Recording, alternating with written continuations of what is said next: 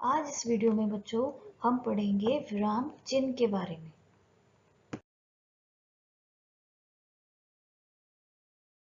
विराम चिन्ह मतलब पंक्चुएशन मार्क्स। विराम चिन्ह किन्हें कहते हैं?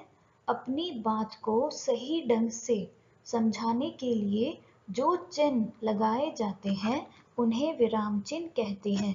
जैसे कई सारी बातें हम रोज करते हैं, तो उन बातों को हम अपनी अच्छे से और किस तरह दूसरों को समझाते हैं, उनमें जो हम चिन्ह प्रयोग करते हैं उन चिन्हों को हम विराम चिन्ह कहते हैं। चलिए अब पढ़ते हैं कि विराम चिन्ह कितने प्रकार के होते हैं। वैसे तो विराम चिन्ह अनेक प्रकार के होते हैं, बट आपकी क्लास के अकॉर्डिंग अभी आप 4 विराम चिन्ह के बारे में पढ़ेंगे। पहला पूर्ण विराम। पूर्ण विराम चिन्ह किसे कहते हैं?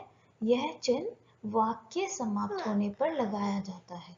जैसे मैं स्कूल जा रहा हूँ। दूसरा अल्प विराम।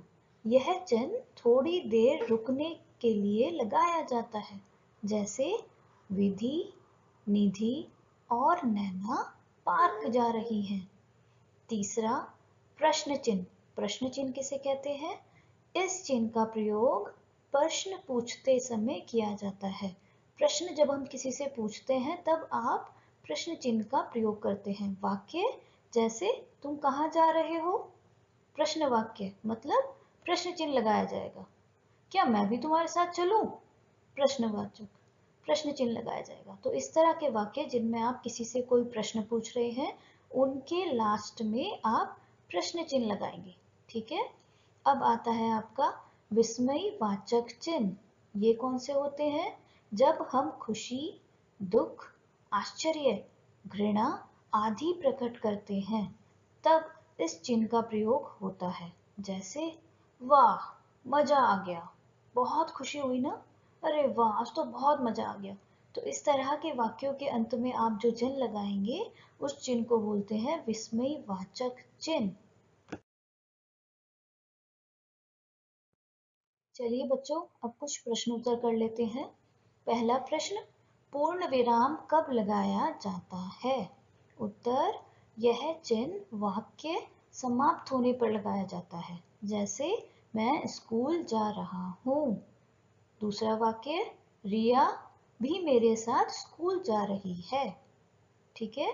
अब दूसरा प्रश्न आता है आपका, प्रश्न चिन्ह का प्रयोग कब किया जाता है? उत्तर, प्रश्न चिन्ह इस चिन्ह का प्रयोग प्रश्न पूछते समय किया जाता है। जैसे तुम कहाँ जा रहे हो?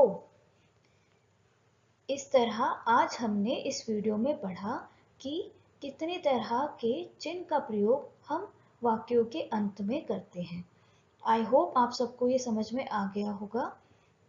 धन्यवाद।